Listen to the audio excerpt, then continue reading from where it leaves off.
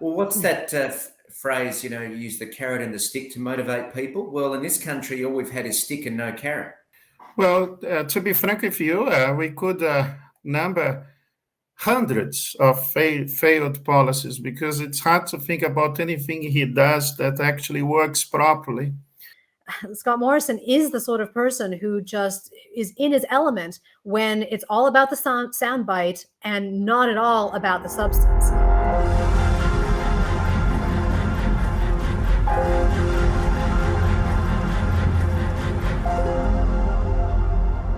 Well, welcome to the second episode of Deconstructing ScoMo, the Good Source podcast promoting the book Deconstructing ScoMo by Rocco Loiacono and Augusto Zimmerman, who join me now, along with Professor of Economics at the University of New South Wales, Gigi Foster. Welcome, everyone. Great to be here. Caught you drinking out of that intelligence developing mug, Augusto. Well done. Gigi, thank you for joining us in this episode. Can you please tell us a little bit about who you are, your qualifications, where you've come from, and why you think Deconstructing ScoMo is a book that every Australian should read? Sure. So you may hear from the accent that I am not born and raised in Australia, although I am a naturalized citizen.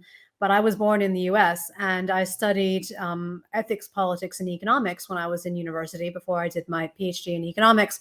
So I'm an economist who has a kind of broad view of what economics is and understands it in the context of the social science disciplines as a whole, and kind of the broad pantheon of human endeavor and what we are trying to achieve when we build our institutions and set up systems that can help us to get the most for ourselves out of the scarce resources that we're given on this earth.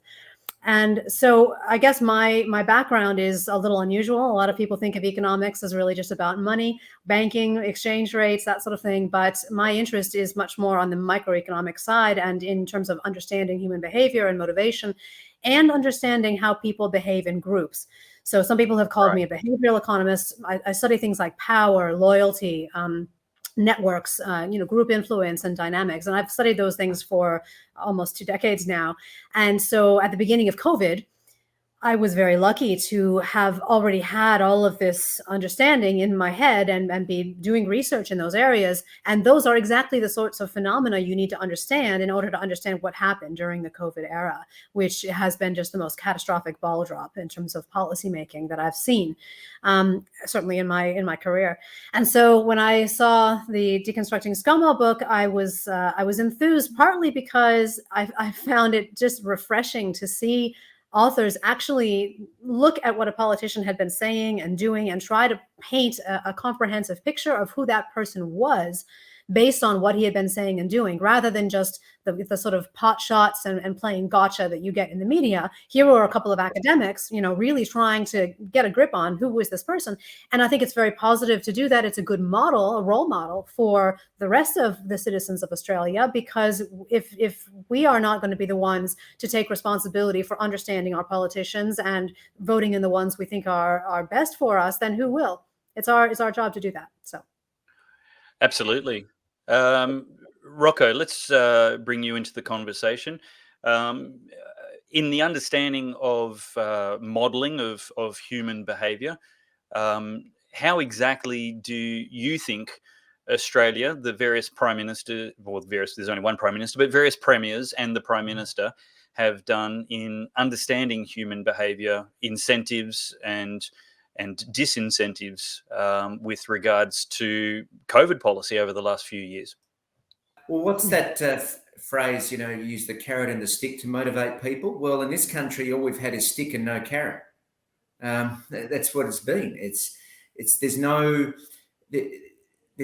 idea of convincing people and trying to take the country with you. I mean, you look at the great prime ministers in the history of this country: Howard, Hawke, Menzies, and all throughout this country's history, people may have not agreed with everything that those prime ministers and the policies that those prime ministers tried to implement, but they saw that these prime ministers had a vision, they had an idea, and what they were trying to implement was for the country's best interests in terms of not just politically, but also from a long-term point of view to also say, well, look, we need to become better as a country in this area or that area. We need to create incentives for people to work, to start up businesses, to start families. And these are the things that build countries. These are the things that these are nation building. And politicians like that had the courage of their convictions to say, look, this is what I think is the best thing for the country. It's going to be what we're going to implement. And I'm explaining what I'm doing, and I'm going to take the people with me. Hawke did that. Howard did that. Menzies did that. None of our premiers, and definitely not the Prime Minister, the last two Prime Ministers that we've had. In fact, I reckon since 2007, we haven't, and Abbott never really got a chance, have really implemented policies and explained to the people, look, this is why we're doing it, and we're going to take you with us on this journey. It's just, we're doing it and that's it, like it or lump it. And especially in the last 2 years, as I said, it's just been all stick and no carrot. No thought, no idea of, look, long-term vision. It's just, this is what we're going to do because, the bureaucrats tell us it's what's going to be done and it's what the modelling says has got to be done, so we're going to do it. No thought. And Gigi, I think on a previous podcast, you made a comparison to what was going on in Prohibition in America. Same kind of thing, just this tunnel vision for one particular thing at the cost of everything else, rather than taking an overall long-term view. Gigi, I'm interested in that comparison that Rocco alluded to, where you compare the policy of premiers and Prime Minister over the last 2 years in Australia to the failures of the prohibition policies in America. First of all, tell me why prohibition is considered a failure in America, and the comparisons there are to the way governments have handled COVID policy in the last few years. Sure. So prohibition, for those audience members who don't know it, is essentially, or was, a movement to ban the distribution and basically sale of alcohol in the United States. It was kind of growing in strength for quite a couple of decades at least before it really got legs in the 1920s. And you may remember, and maybe if you've seen The Great Gatsby, you remember seeing the speakeasy bars and whatnot. Speakeasies were a reaction to prohibition in the sense that they were places where people could enjoy alcohol. And of course, they were frequented by the rich, the people who actually had networks and could make that sort of underground resistance movement sort of a reality. But it actually culminated in eventually legal protection for that position, for anti-alcohol position. So things were changed in the Constitution. I mean, it was a very big deal. And the problem with it is that, exactly as Rocco said, it was a movement that was focused on one evil thing, supposedly, which was alcohol. And anything in the society that was perceived to be a problem would be pinned like a tail on the donkey onto alcohol. Now, that's a very, very dangerous path to go down, because we know that life is complex. There are many different aspects, dynamics, resources, things that are difficult to manage as individuals, as groups, all of which can contribute to many of our social ills. And so taking one ill, like say today, maybe inequality or climate change or God knows whatever other thing is the cause du jour, and blaming that on one particular issue is just, that's unfortunately, that's the dynamic that I worry about. And I worry about that in relation to not just COVID, but also now people who are vaccine free being the scapegoats, just as we've seen, for example, with the witch hunt period, that women were the scapegoat for many of the weird things that were being observed in Salem. That's just a very bad human trait to sort of move in that direction. And so we've seen that same kind of crowd dynamic with a single obsession, the tendency to, without evidence, connect a whole bunch of different bad things to this supposed scourge, whether it's alcohol or COVID or anything else, and then to take policy on the back of that. to make policy recommendations, to actually start putting down, regulations, mandates, laws, whatever they are, and thereby restricting the freedoms of the population to handle the supposed threat in a much more proportionate way. So since March 2020, I have been saying very loudly on any channel that would have me that lockdowns were the wrong response to COVID. They were an overreaction. They were not actually logically connected to managing the COVID threat in a humane way that minimized human damage. In fact, instead of minimizing human damage, we have arguably almost maximized it, according to what I've seen here in Australia. We've just enacted intensely destructive policies that have destroyed life, liberty, and happiness for people. That's not a democracy that I want to live in. That's not a society that promotes classic liberal values.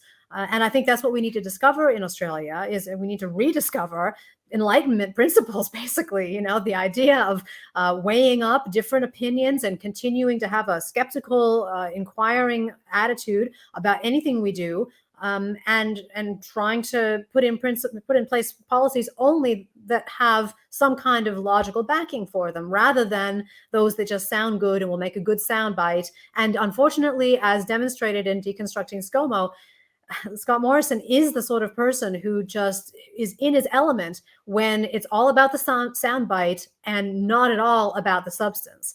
And that's one of the things about the book that really comes through very clearly. Yeah, very good. Augusto, we see, as Gigi described, that there is been a singular focus in the last 2 years by premiers and prime minister that there's only one game in town, and that's defeating COVID, and policy has neglected all other areas of social impacts, behaviour, and consequences, economic, financial, mental health, etc. Can you list for us briefly? You've discussed a lot of these and broken them down, critically analysed a lot of Scott Morrison's policies over the last 2 years in particular. Can you name perhaps your top one or two policy failures that have just completely failed to understand human behaviour? Well, to be frank with you, we could number hundreds of failed policies, because it's hard to think about anything he does that actually works properly.